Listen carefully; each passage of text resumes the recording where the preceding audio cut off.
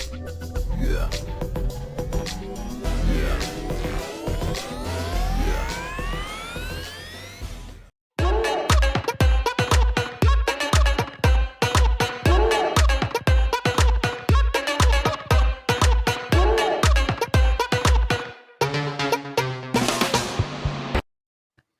What is up, everybody, and welcome to episode 2 of the Stardom Review, a bi-weekly review where Andre and myself, we review Japan's all-female wrestling promotion, Stardom. I'm your host, Melball Collins. Over there is Andre, and over here is Kojima. How is everyone doing today? I'm doing just fine. Long day at work, and I'm happy to be on here talking to you. Excellent. Are we looking forward to talking some Stardom X Stardom? Very much so. So Andre and I are going to be talking about the Stardom X Stardom show. It happened on August 21st. Yes. Essentially, if you're looking at from almost like a North American perspective, this was almost like a Night of Champions kind of match with Night of Champions show with some other kind of matches kind of thrown in there.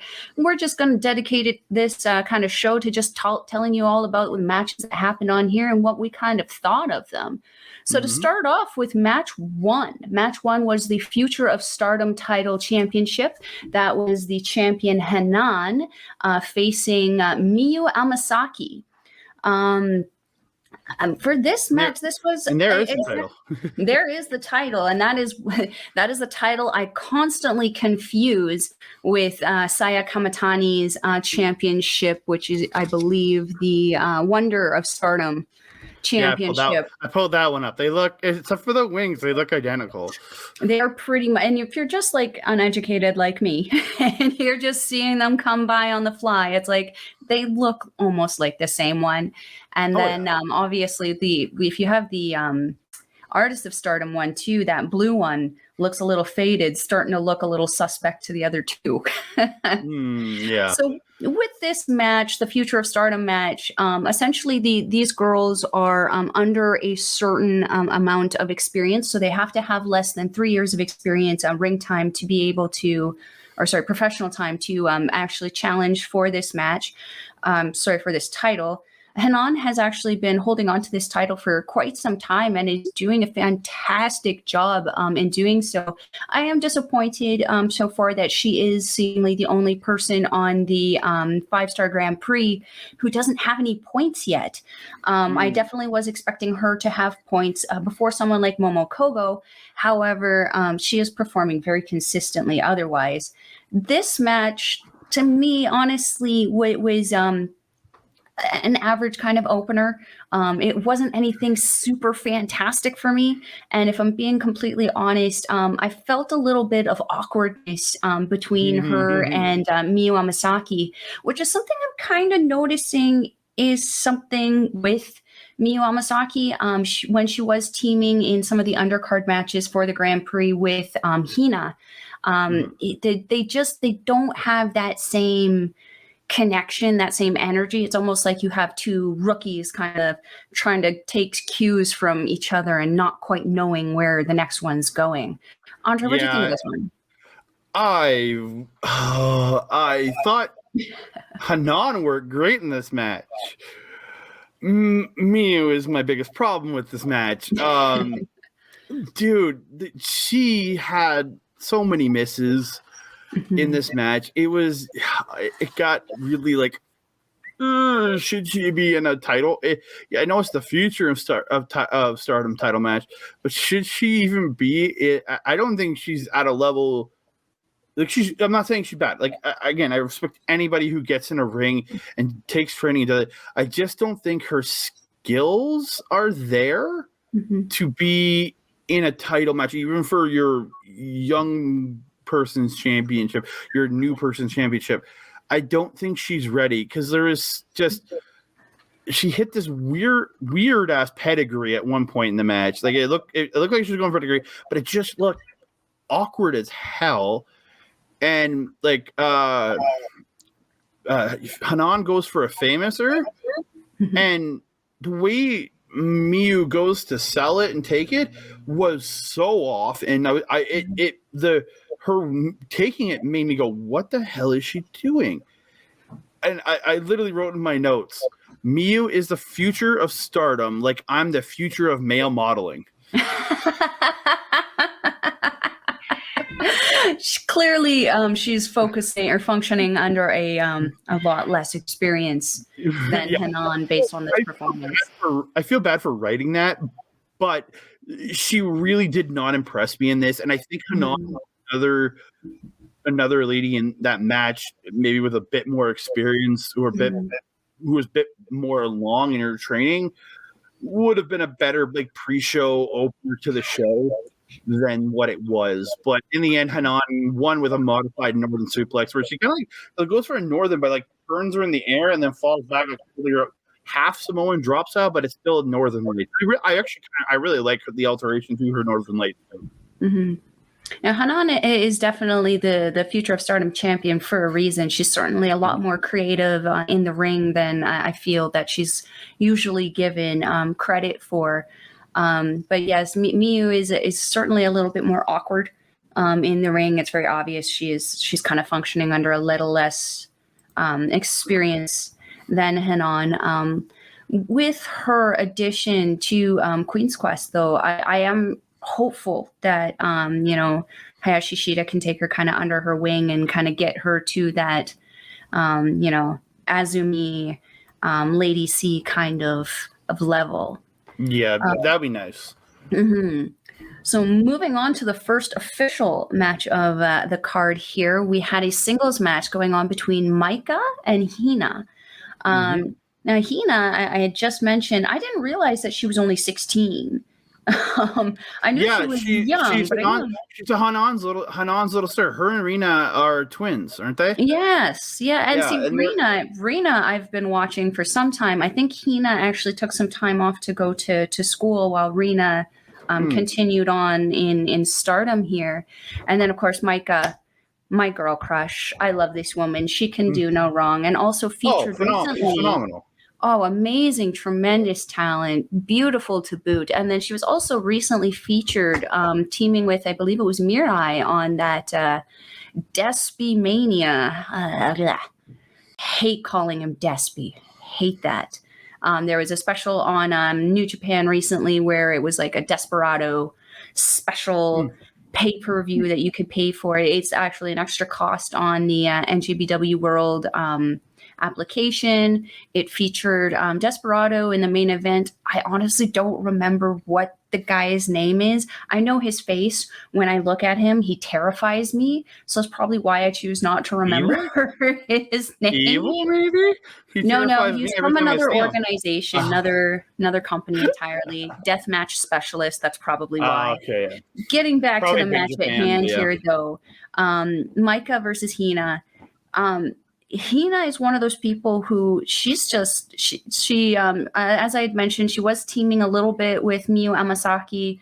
There was some kind of awkwardness there where I was a little kind of apprehensive about Hina as a result. I did, however, see a very recent show on Stardom where she tagged with Lady C instead of Miyu Amasaki. Complete change of character, and this match here, this singles match, was definitely a kind of a step in that direction. Maika really, as I'd mentioned before, she elevates her opponent, and whenever she's in a match, she elevates herself, but she also elevates her opponent. She oversells, she makes sure the moves get over. Something I noted is she with Hina, she might actually be a little bit smaller. Again, it seems to be a thing with the Stardom girls. Very, very tiny, but surprisingly mighty. She does have a tendency to kind of take a page out of Evil's book, though, doing that everything is evil style leg sweep. The STO.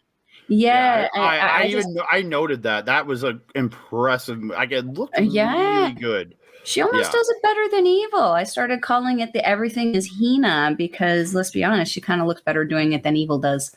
Yeah, there was actually another move Hina hit. It was like a pump handle into like a uranagi, Oh like yeah, yeah. rock bottom something. I was very impressed with Hina. Mhm. Like some of the moves Hina was doing. Like I noted this. I think Hina would have been a better challenger for Hanan. I don't know if they're in. I don't. Again, I'm still very new on the stables. I don't know if they're within the same stable or not. But if they're not, that would have been a great challenger because again, I know Hina's pretty new. Mhm. So and that would have been, I think, a great challenger because Hina looks really good. But again, again, not to shit on anybody, but it also, who is she working with? She's working with Micah, who is phenomenal. So that there's another, people tend to get better with who they're working with too. So like, I mean, if you have two newer people, it might have still been an awkward match. But when you work with a girl like Micah, who's just so good, you can't help but be good in the match with her. And with Micah, I did also note she's just too strong. She was able Oh God. to, at some points, almost scarily and suddenly overpower Hina and just have her writhing on the ground. It was absolutely incredible. At the end of it, though, Micah did get the pin on Hina, but it's not to take away from either one of these women. Hina put on a tremendous performance. I believe she even did one of her little judo throws on Micah and just tossed her. She's just as strong as Micah. I think Hina is actually in Queen's Quest, whereas Micah's in Donna Del Mondo. But who is Hanan with? Hanan is with Stars, so that is. So I think Maya Iwatani. Just imagine that you have Hina taking on her older sister Hanan for the Future of Stardom title, and they're are in opposite teams. I think that would have just been a great story to tell, and I think both girls are so good.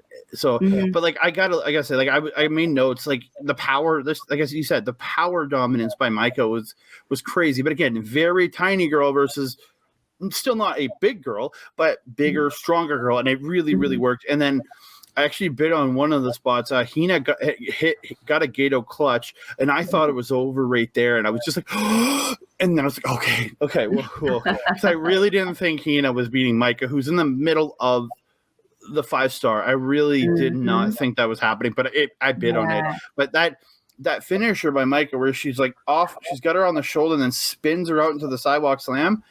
I don't know what it's called, but I'm very impressed by the move. It's not a move I've seen it in her matches, a couple of their matches in the 5-star so far, but I've never seen a move quite like that before.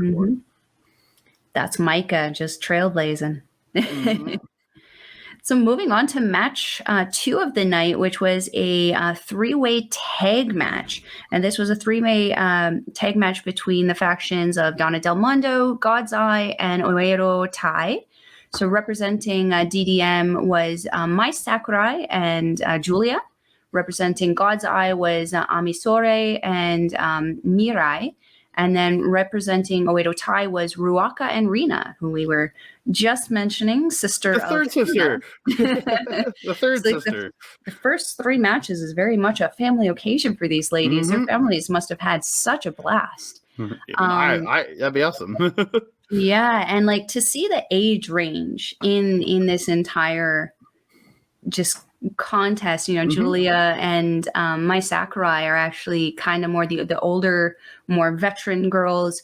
Because Julia's in her late 20s, right? She's 28, yeah. Yeah. So and then I think Mai's are on the same age, and then Amy and Mariah are in their what? Oh yeah, and then Amy and Mariah are what, like mid-20s? They're in the mid-20s, yeah.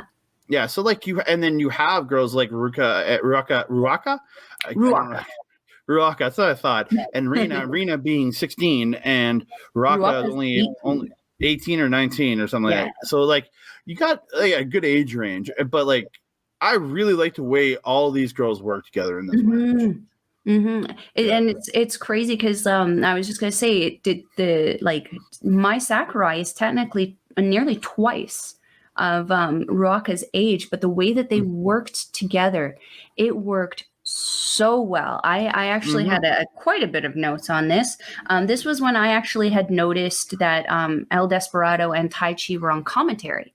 Because I was sitting there listening to him. I'm like, I recognize one of their voices. I don't understand. I think I recognized Tai Chi's is what I recognized. I didn't know Desperado was there, but I recognized, like, I knew they were both at the show from the pre-show. They were talking, and in a panel I had no idea what they were saying because, again, I don't speak Japanese yet. Exactly. Yet. But yeah, I recognized Tai Chi's voice from hearing him on talk and do promos on other shows. For myself, it was both Desperado and Tai Chi have done commentary for CMLL on the New Japan thing, so I kind of recognized them from there. This match, the beginning spot I had written down here, the big ring clear spot, was so imperfectly perfect because every single person in that opening spot did everything they needed to do, but it was so imperfectly done that it did not look choreographed. It looked natural. And geez, like the three girls got in and started. I was like, oh, so we're gonna get a proper 3-way tag match where a person from each team is in it, not just two of the three teams. And then that goes for like 10 seconds maybe, and then boom, pure chaos. And it was just funny just watching the pure chaos hit. I was just like, okay, but it was again very organized, beautiful looking chaos in a sense, like because the way these girls all did the move after move and really worked together, I thought it was really, really good. And that opening spot I was mentioning was where all of the other women whip the DDM members, so Mai Sakurai and Julia, into the ropes. But Julia and Sakurai answer with stereo double drop kicks on those 4 remaining people. Takes out the smaller ones. The 2 tanks bounce off the ropes, come back and shoulder check the DDM girls. Again, as you said, I felt that the team combinations worked so well together, both the opponents and the teams. And that's something that sometimes we don't always have the privilege of seeing is how well factions work together. It's almost sometimes like 2 people are thrown together and it's awkward, as mentioned with the Miyu Amasaki and Hina. But then you get someone like Julia and Mai Sakurai, who clearly work very, very well together. Very much so. Extensively together. What I like about something like LIJ is how they function so well without even verbally communicating to each other. I felt that each team in this match had that same quality. Well, one spot, like I really got to point out, it's Rina, who again, 16 years old, she takes Julia literally by her braids and throws her. Like you that seen does not the feel hair. nice. Just You've seen the hair. I've seen the hair throwing spot multiple times in women's professional wrestling. I just was really impressed because Julia outsizes Rina by a major amount, like way taller, good bit thicker. Like Julia's not a thick girl, but like she's thicker because like Rena's a very small girl. And when she grabbed her by the hair and threw her and like kind of whipped her around and through I think it was through the ropes. Like I was just impressed with that. Yes, that was a very good spot there. Another thing that I noted was the kind of one-on-one spat that happened between Ami Sourei and Ruaka. That is a one-on-one match I would really like to see. Very, very much so. I've seen her walk on a few undercards here and there with throughout the tournament, and I wasn't super impressed by her. I was just like, I found her very slow in a lot of other matches I was watching her in. And then I watched her in this, and I'm like, oh, this girl can move. She can speed it up. Because I've seen her in a couple others, I'm like, oh, she's so slow. Like, but she did a great job in this match. I really thought so. And like, there was a good spot where Rina hits a downward spiral, and then goes and hits a double foot stomp onto Mai. And then, Rina hit the downward spiral. Ruka comes off with a double foot stomp. Oh, okay, then Rina goes for the pin, and Julia comes off and like off the top, drop kicks Ruka, and then lands on Rina and Mai, And to break up the pinfall, I was like, "Oh, that is just an impressive way to break up a pin." Yeah. And that's Julia for you, ever creative. Yeah. But at the end of this match, let's see, it was actually Mirai who ended up pinning Rina. No, she submitted her. It was a Kimura. Right, submits, yes. Yeah, the Kimura lock, yeah. Or hammer lock, but with Brock, it was always the Kimura, which is actually called in MMA. But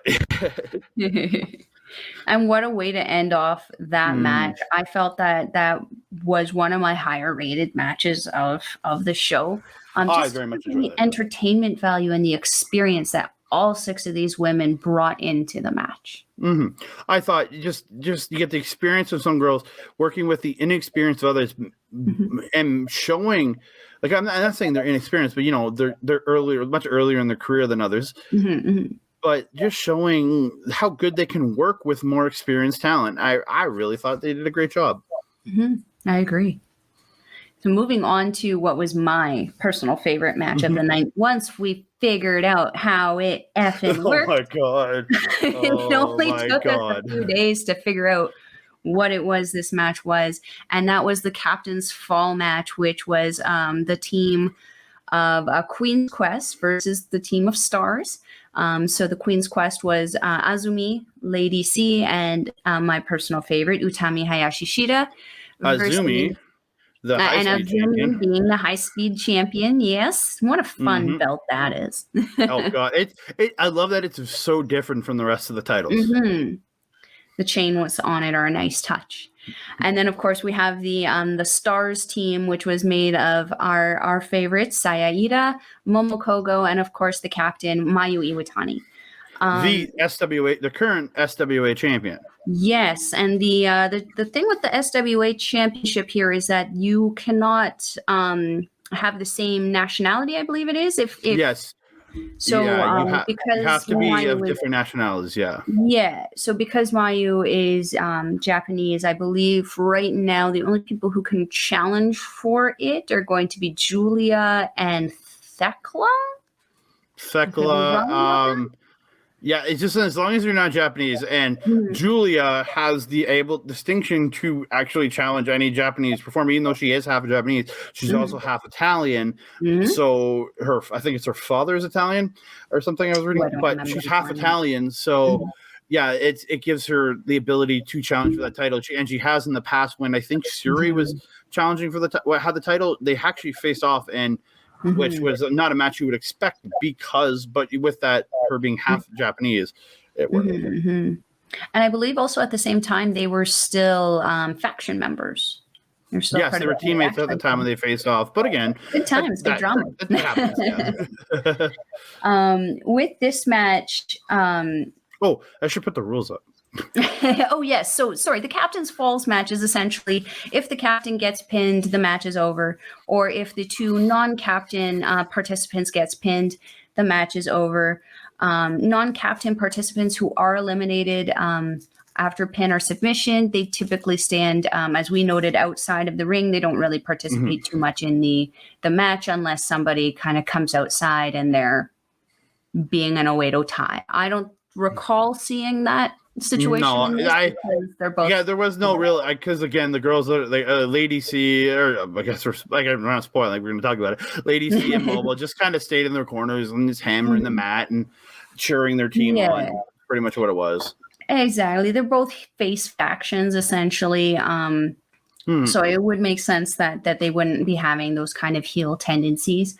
One thing I noted right off the bat was that Sayaida never lets anybody who's given her crap about her height or her size ever get to her. I noted that. I love it. Lady C's like putting the arm up, but she's again towering over Sayaida, and Ida's just like, huh, and just shows the muscles off. And like Lady C, I love the reaction. She was just like, she went, oh, and like almost cowered to the supposed power of Saida, and I was like, oh, that's awesome. I really liked it. Speaks to the training that these ladies go through, because they're coming in. Lady C just joined Queen's Quest. She was with Mai Sakurai, I mentioned earlier in the year, where she was factionless. She didn't have anybody who she was associated with. So she's still very fresh to the company. To see her already have that level of in-ring ability to sell and to act and to kind of play that stuff up, it's really refreshing to see. It's really nice. A lot of the spots between these girls were actually quite good. Like, was it? They end up at one point. The girls all end up in the ring, and they all end up just doing a beautiful triple drop kick onto, I think it was Lady C and like Momo. It was Momo, Ida, and Mayu. I just like, oh, it's just like perfection together doing it. But actually, right before that, Ida it was each one kind of like, it was Mayu hit a drop kick, and then Momo does a stomp, like a double stomp on Lady C. Then Ida does her butt drop onto her, and then they all just triple drop kick her. I thought, from like, great little sequence into a group move. And I believe did the pin on Lady C came not long after that. Yeah, it was a Mayu with a Frankensteiner and hooked the legs for the pin. So yeah, that eliminated Lady C from the Queen's Quest lot. So that left Azumi and Utami, and all three members still on Stars. And to make note, the captains were Utami and Mayu, for the respective teams. We were confused. I was confused on all of it. I knew Hayashi Shida would have been the captain on Queen's Quest, just because Lady C's new enough, and I don't think Azumi, despite being a champion, I don't think she's leveled that high. No, I mean, it would make sense for both sides who their captains were, but I was just super confused about the whole premise of this match until you and me we met up, and I just looked it up on my phone, and it found it through actually looking through Reddit, wasn't it? Lucha Wrestling. Oh, yeah. It was Reddit. They were talking about a lucha thing, which was the same rules. I'm like, oh, so that makes way more sense. And they got it from Lucha Wrestling. So, I mean, suddenly made Lucha Wrestling a lot more clear to me, because I actually have been watching a lot of AAA recently, because one of our favorites, Gringo Loco, has been appearing on there. Couple highlight videos I've seen also had Sean Moore, local favorite up here. But yeah, that suddenly makes some of those things a little bit more clear. Yeah, we watched a couple of the matches, and then after Lady C gets pinned, there's a really great spot where Mayu and Kogo hit a double 619 onto I think it was Azumi. Yes. And I was just like, yeah, but then Azumi and Kogo were like having an exchange on the apron, and then Kogo goes back to the inside, and Azumi slides in under her and like catches her and rolls her forward and does catch her and gets her with like an arm trap pin to eliminate Kogo. Correct. Which I was honestly a little disappointed with. I've been very, very impressed with Momokogo as of late. But when it comes to the high speed champion, when she says go down, out of nowhere. So then that kind of left the final two members plus the captains. I did note that there was a funny little pose off with Utami with Ida while they were waiting to set up a drop kick there from Mayu. I really like that, because Ida is like flexing at Itami, who's trying to like flex back, but it's not really working. Then out of nowhere, Maya just comes flying in with a double drop kick as Azumi walks up and just hits both Itami and Azumi with a double drop kick. I was actually quite impressed by that.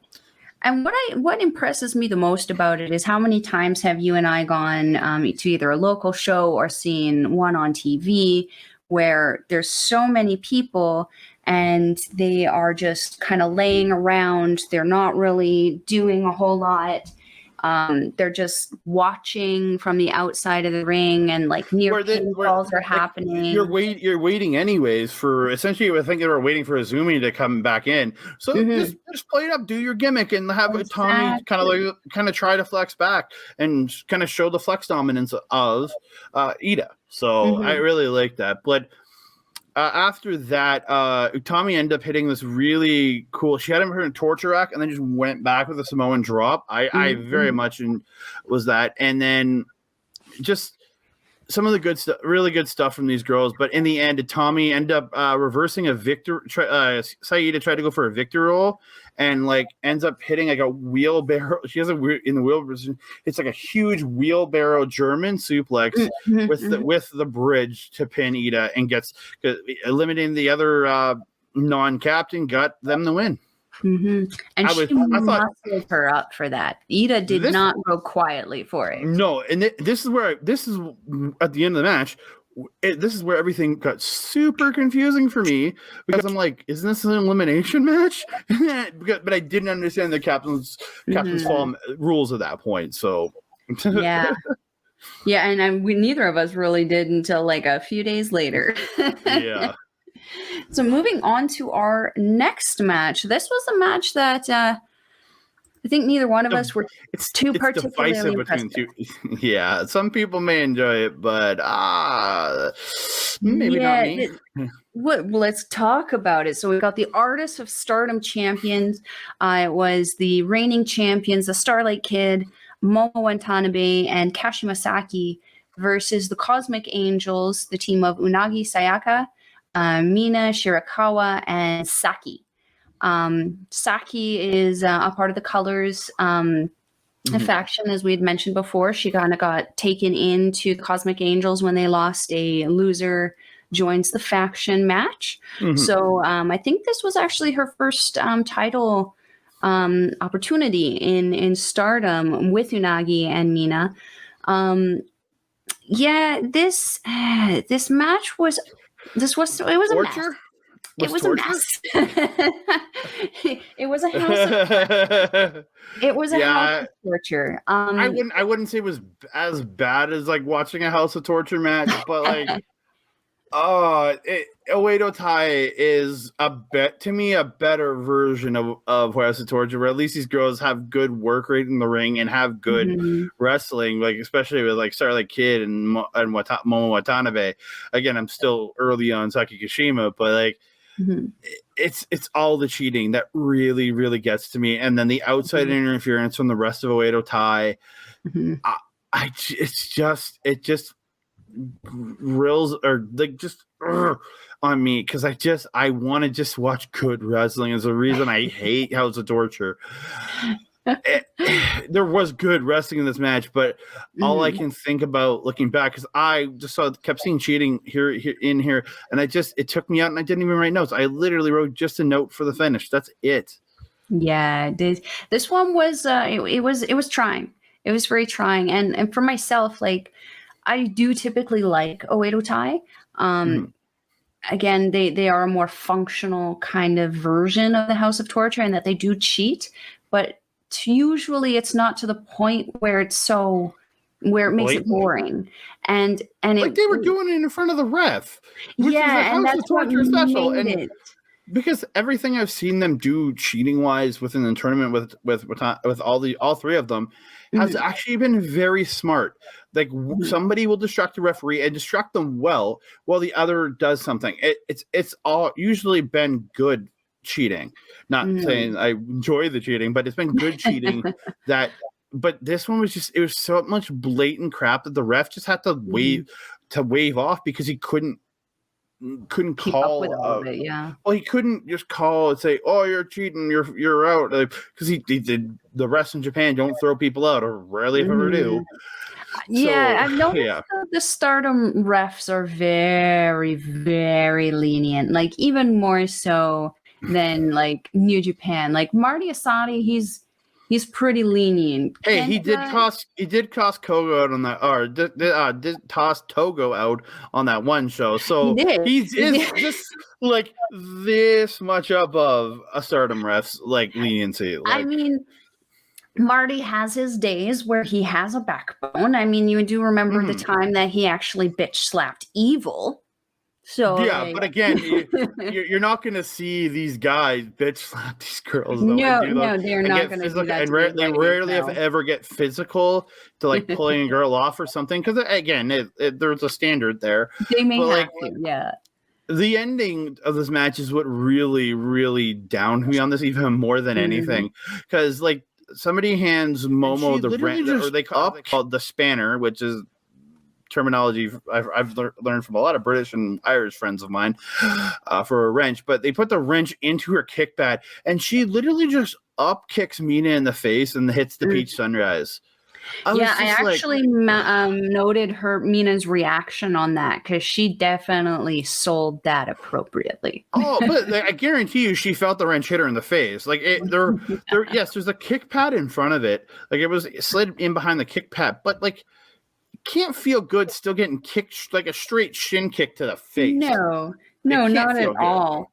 Something I also did note in this right at the beginning was actually about Unagi Sayaka. She's one who I'm in the same boat as Risa Sarah, sorry, as that. I'm not entirely sure if I like Unagi Sayaka, not because I don't think she's a good wrestler. I think she's a tremendous talent. I don't think she fits in the Cosmic Angels. The traditional she doesn't seem quite like. Look at Saki, who's newer because of the colors join up, and Mina Shirakawa. Like they're both like the very like. I don't know how to explain They're it. happy. They're dancing. Yeah, it makes sense. Sayaka is more like kind of like very like, I'm gonna monotone. I'm gonna do this and this and not happy. Not happy-go-lucky. Yeah, and then the other thing that, like you mentioned, the happy-go-lucky, she almost seems to have an attitude that I don't think matches the Cosmic Angels. In that, the Cosmic Angels, Mina Shirakawa, Tam Nakano, Saki, even they take a loss and they're humble about it. They're like, well, shit. Well, shake my hand anyway. Back to the drawing board. Let's try it again next time. Yeah. Unagi Sayaka, I don't know if you've noticed throughout the Grand Prix, but before the Grand Prix, even in the shows I was watching, she takes a loss. She doesn't do that self-reflection thing. She's that person who afterward, she's getting in the face of her opponent. She's grabbing the throat of her opponent. She's grabbing the hair of her opponent. And I kind of look at that, go, you're on a face team. You should take that in the same way that your leader or your other people take that you're doing this kind of makes it look like you belong more with Oedo Tai, because that's kind of more of an attitude-y thing to me. But they can't all be happy-go-lucky people. You know what I mean? Yeah, but then look at Waka Tsukiyama. I mean, true. But from here, and so in the end, Oedo Tai with the up kick and the pizza, and I keep their belts. Yeah, and Mina took most of the punishment in that match also, I felt like she was in the ring taking a lot more of the punishment than Saki and Unagi, which would probably be why she was the one who took the pin on that one. They knew what they were doing. They worked her down. Yep.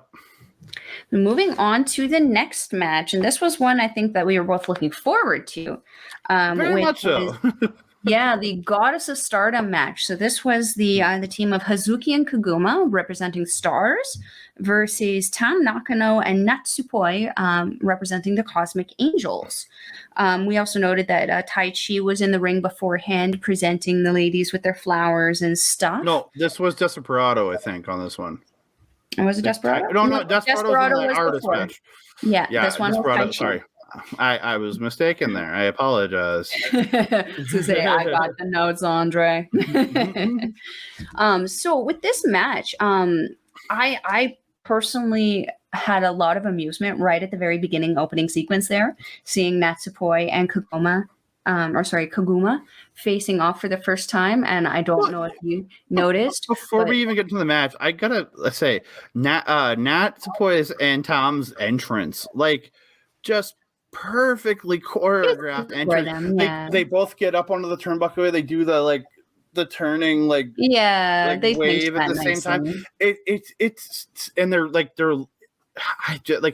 I showed the entrance to a friend of mine who's not a wrestling fan, but she's a big into in the cosplay world, and she was just so impressed. Not even just by the ring gear, but just the dress add-ons they had. They just like it's impressive with some of the entrances these girls do and how really, really good it looks. Yeah, so anyway, I had to shout it out. The thing that I was amused about the most in this match was that I discovered that someone is shorter than Natsupoi. I thought she was the smallest person in the company. Little did I know, Koguma is actually a good couple inches shorter than her. Yeah, holy crap. I thought Koguma was taller just from all the other matches she was in. But when she went up next to Natsupoi, I was like, oh my God, she's actually smaller. Natsupoi is the tiny fairy girl. But like, I will say this about Koguma in this match. Throughout the entirety of the 5-star that I've watched so far, she's kind of this goofy, fun girl. That was not her tonight. Her and Haz, when she's with Hazuki, who's is a quite serious wrestler on her own right when she's on her own, man, she turned it up, man. Like the submission game, the striking game, the reversals. Like it's not her fun stuff. Yeah, she still did when she was standing on I can't remember who's back. She's standing on one of the Tam. Yeah, on Tam's back, doing the little stomps, and then she hops using the one rope, go up, and then come down and do something. That's still her doing her classic stuff. But to do it, everything was so much more of an attitude than the way she did it before. I was very impressed. I was actually, the second thing I noted is she came in with attitude, very serious. There was that sequence that Tam did with the cartwheel through the arm and then the bridge to duck the double punch before she slid to hook the legs, causing both Koguma and Hazuki to fall down. Then doing the back roll. I love that spot. That is a signature spot that Tam does, and it is not one that she does often. When we get the privilege to see it, I get very, very giddy. Oh, I just all the different kind of stuff they did in this. Like Tam just does this front wheel kick, then hits this huge high angle backdrop on Haz, and then just hits this crazy, just this murderous looking super kick. I was just like, and I was just like, oh my God, this girl, like Tam especially, like I've been a big fan of Natsupoi, but Tam, like, holy crap, like she really, really stepped out in this match. Like, oh, I was impressed. And then to continue on with the just talking up this match, these teams, there's a obvious reason why Hazuki and Koguma, are the tag champions. They work so very well together, very united. They obviously train, again, very, very hard together. Very little communication that they need when they get into the ring and just start running. Another thing, Koguma, right at the end of the match, or when we're getting close to the end of the match, the speed that she picked up against Natsupoi when she finally did hit her, I was like, dang, how are you still in the ring? She went flying. It was absolutely unreal. Yeah, I got one point. Tam comes. One of them was like dub team. You talk about those two, but you talk about Tam and Natsupoi again. From what you've told me, haven't been a tag team for a long time. Really, really impressed me. Like, was it Tam comes flying off the top rope, hits like flying knee to the face. I think it was Koguma. Yeah, it was Koguma who goes down, and then up goes Natsupoi to hit like I think it's the Twisted Bliss. Alexa Bliss is where she's on standing, then does a kind of flip in the air and lands on. Yeah, she does that, and it's just a flying knee into that. I'm just like, oh, I love the way all these girls are working with their teammates and then working together. It was just such great back and forth. I agree. But in the end, it was, I believe it was Natsupoi who pinned Koguma. And let me tell you, she did that. It was like that kind of cross with the over the wrists into that. Well, they hit like a double, like they did like a double, like a flip into the slam. And then Nat ends up getting with the straight jacket German suplex. Yeah. That looked rough. Oh, it looked very, it almost very looked like rough. It looked like Koguma landed on her head. I thought she landed on like the back of her neck, the back of her head, kind of It looked area, high, but her shoulder. Yeah, and we did get to see her the following weekend. But yeah, she moved over. Like the weight had shifted so much that she actually rolled off her shoulder, and Natsupoi had to kind of muscle her back into position to get that pin. And Kukuma, yes, is shorter than Natsupoi, but she is a bigger girl than Natsupoi. So Natsupoi, who is a very tiny girl, had to like use everything to roll her back. Well, because she still had the arms trap too from the German. So that's where it really, really impressed me with the power. Like the weird power out of Natsupoi is crazy. But yeah, new tag champs. New tag champs. I was over the moon at the end of this match. I was just so happy I got to watch Tam and Nat win the titles. I thought both girls did phenomenal, and all four girls did phenomenal. I was just so happy to see Tam and Nat win the titles. I was very impressed with this match. Also, honestly, like they could have ended the pay-per-view here. I'd have been content. However, we kept going. We got 2 more matches to talk about here. Let's get into them. So we got the Wonder of Stardom title championship between Seiya Kamitani and Himika, the gigantic princess, or Jumbo Princess. Is that what she calls herself? Jumbo Princess. Why do I always say Jumbo Princess? Because you're crazy. She does look like a Jumbo Princess. She is gorgeous. She's big. She holds herself I think well. The only girl I think taller than her might be Lady C. I think but you're right about that. But Himika has a bigger build than Lady C does. Definitely more of a power build. Yes, Definitely. very much so. Yeah. This match for me was incredible. Kamitani always shows up when she has, especially when she has a title opportunity. Oh, yeah. Her intro is just absolutely classic. It's exactly what I expect out of Stardom now. With she comes out and she's just got everything is timed perfectly to her music. Her outfit is killer. You know, just everything about her shows her love and her passion for the work that it is that she's doing with Stardom. Very much so. There was let's see here. Oh, yes, the angle. You mentioned before the angle where Mayu Iwatani does her Boston Crabs. This was clearly before you saw Himika do her Boston Crabs. And the angle that she gets on that one, at one point, I thought that she was actually going to touch Kamitani's foot to the back of her head. Oh yeah, but that's the incredible flexibility of Saya Kamitani. That her leg is almost touching the back of her head. That was crazy. Yeah. And then I also have a Rana attempt off the corner that Emika reversed into the power bomb that Kamitani did. Yeah, rough looking. That was. Whew. I saw that. I was like, this is Stardom. I started my own chant. I didn't even care that my neighbors hate me.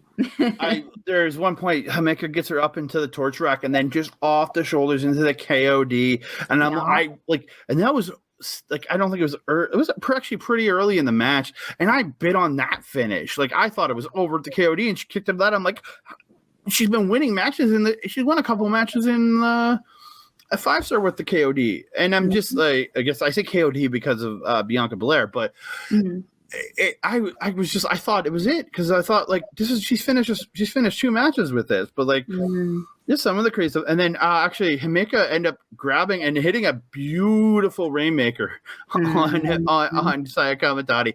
I was like, I literally went Rainmaker after. I'm glad I wasn't the only one. Yeah.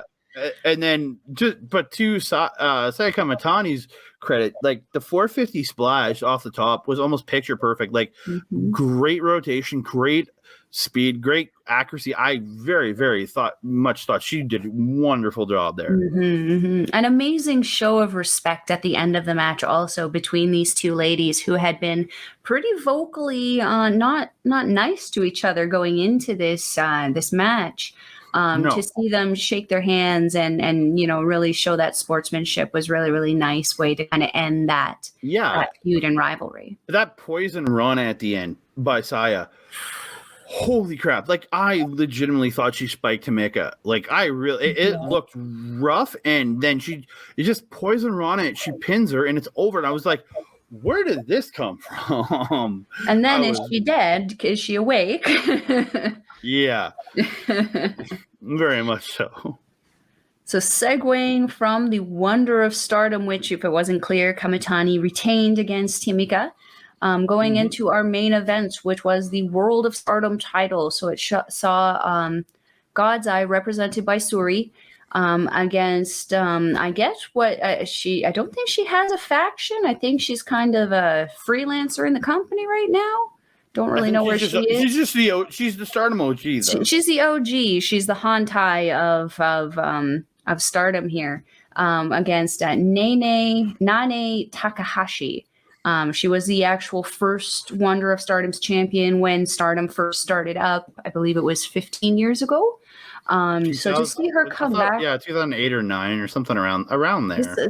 Somewhere around a decade or so. Either way, she was the first World of Stardom champion, and it was kind of interesting to kind of see, the past and present kind of align here to kind of see this match go off. Admittedly, though, it wasn't my favorite match of the night. I did find this match to be a little bit underwhelming. With both women, especially Syuri, showing off her kicks and her strikes, but I didn't feel that she did anything more fantastical than what it is that she usually does. Andre, what do you think about this one? I enjoyed the match. Like, I didn't like. I gave it a second watch. I watched it the first time, and I was underwhelmed. I'll admit that, but I watched it through again early this morning before I went to work, and I actually I enjoyed it a lot more than I watched it the first time. Again, knowing kind of what was what was happening, and knowing what spots were coming. So I wanted to do a little better notes than I did last time, and I actually enjoyed it a lot more. Like, I think it was just, I don't know how many times these girls have worked together. It might be that. I don't know. There's a couple sloppy spots, but I thought Syuri still put on a good match, as she always does. I just don't, as much as, yes, Nanae is a legend, she's the first champion. She helped start, was a big force, and I just don't think she was the right opponent. I think Syuri needs somebody a little bit younger and faster, not to shit on Nanae, but she was a bit slower. Again, getting older, been around in this business for a long time, but she still had some good spots. A great frog splash, and a huge, she at one point she picks up Syuri and hits this with this crazy brain buster, and I just was very impressed with it. But again, this match was a lot of clotheslines, chops, kicks, which are great, and that's a big staple of, again, Japanese strong style. But I really was, I guess I might have been burnt out the first time, but even the second time watching, I enjoyed it more. But I think it could, again, I'm not a professional wrestler. I can't tell somebody that they're bad or good.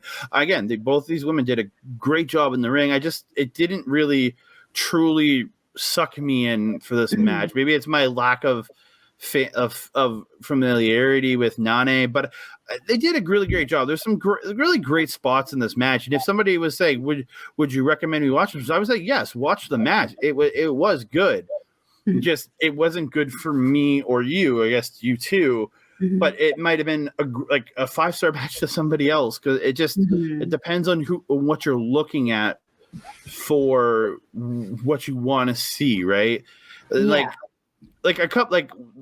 fact that Syuri hit an Emerald Explosion for 2, and then they get back up and Nanae gets a Hammerlock Emerald Explosion for a 2. It shows these girls have such great timing and in the ring, but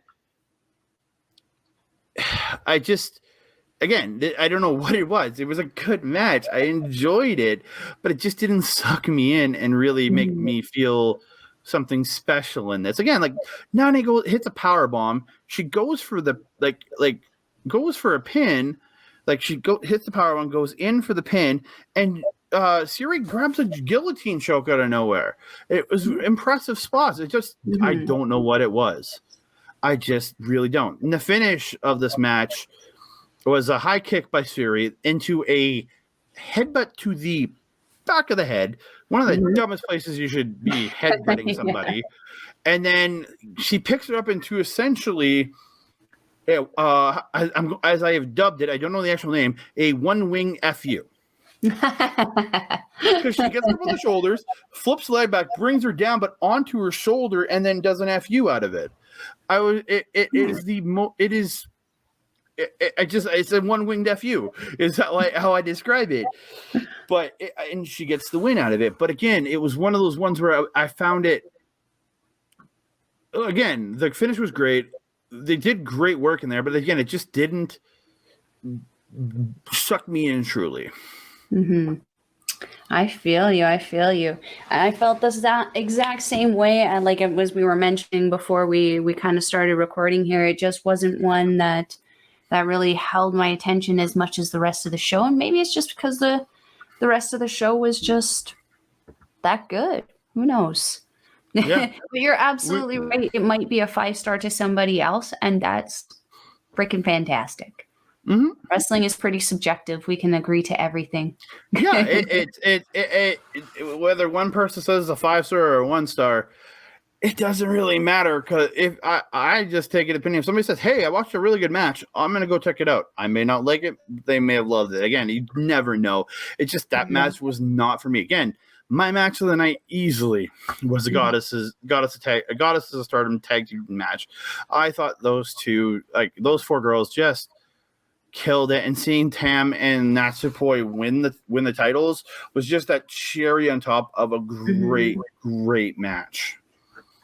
And then with myself, even though I had no idea what was going in it, that Captain's Fall match was actually my favorite match of the night. Again, once I knew what was going on and then rewatched it with knowing the rules of the match, I enjoyed it. So I had a great time watching it at first, but I was super confused, and I had so much more fun rewatching it, knowing what was happening in that match. So that being said, it sounds like we have wrapped up our Stardom review for the Stardom X Stardom show. If you are interested in taking in any Stardom wrestling, it is at stardom-world.com. We'll leave the website link in the description box below. And just so everyone knows, it is about 920 yen. So between, I think we figured $6 and $10, depending on where you are and how your dollar is doing at the time. Ours is worse. Yeah, ours is always worse. And then also, you might want to check out our good friend Mike the Ref over at Backbreaker Media. He'll be uploading our videos as well, usually a few days after. So just give him a look. He's got some really awesome things like some AEW sidecasts, gaming. Andre's pointing to the link above us here. you can check him on YouTube at Backbreaker Video. I guess you're already on our channel, Andre Melball Wrestling Talk. Down here you have our Twitch channel, which will be starting up soon. I just haven't gotten around to some stuff, and we're hoping the weekend of Royal Quest actually do a watch along of the Royal Quest night 2 of Royal Quest, and you can catch Mike every Wednesday for sure. He also does most Mondays and other random days of the week. He is on Twitch at Mike the Ref. You can get me and Mel on Twitter at Collins Melball and That Canada Guy, and on Instagram you can hit up Melball Collins and That Canada Dude. And then coming up next week, we are going to have another edition of Chop Talk, where we will be talking about match ratings, the PWI 500, and what opinions on people's opinions on ratings of matches. Let's just say that. Opinions on opinions on opinions of opinions. Yes, very much. And we're going to talk about the PWI 500 from this year and years past. So, yeah. Awesome. So on behalf of myself, Melball, Andre on the other side there, and the sleeping no longer sleeping Kojima, who's going to go back to sleep. Thank you for joining us, and we'll see you again next week. Adios.